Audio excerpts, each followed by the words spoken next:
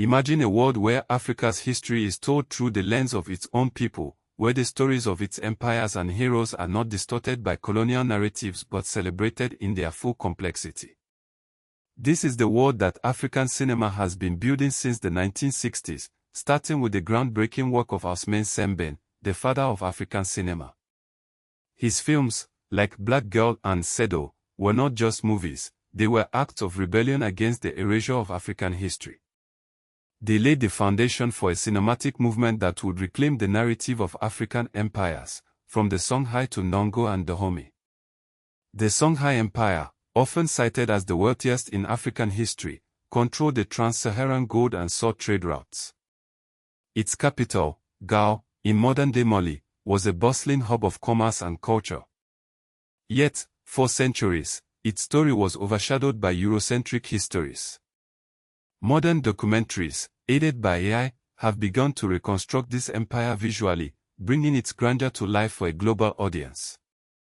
Another pivotal figure in African history is Njinga, the warrior queen of Ndongo and Matamba, who resisted Portuguese colonization for decades.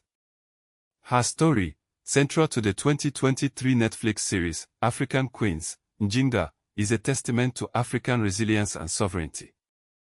Similarly, the Dahomey Amazons, a state-sanctioned military regiment, have been brought to the forefront through the 2022 film The Woman King. These women were not just warriors, they were political advisors, shaping the destiny of their kingdom. The journey of African cinema is one of decolonization, reclaiming narratives that were once suppressed or distorted. From the mobile film shows of the 1950s, which were subverted by local voices, to the modern digital activism that uses AI and social media to disseminate these histories, African filmmakers have continually pushed against the boundaries of storytelling. The impact of this cinematic movement extends beyond entertainment. It has become a tool for education, political discourse, and national identity. In Senegal, Nigeria, and Angola, these films are used to foster pride in African heritage and sovereignty. The cinematic popularity of the Songhai Empire and Ndongo has also spurred interest in heritage tourism, though political instability remains a challenge. Yet, African cinema is not without its controversies.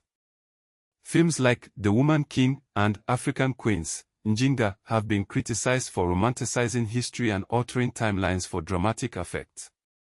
The brutal realities of the transatlantic slave trade, including the participation of African empires, are often downplayed in favor of a pure resistance narrative. Despite these challenges, the success of these films has proven that African imperial history has massive global commercial viability, forcing Hollywood to invest in African stories rather than just African settings. The journey of African cinema is far from over. As filmmakers continue to push the boundaries of storytelling, using AI and digital platforms to bypass traditional gatekeepers, the future of African history on screen looks brighter than ever. This is the story of how cinema has become a powerful tool for decolonizing the mind, reclaiming sovereignty, and reshaping the narrative of Africa's past, present, and future.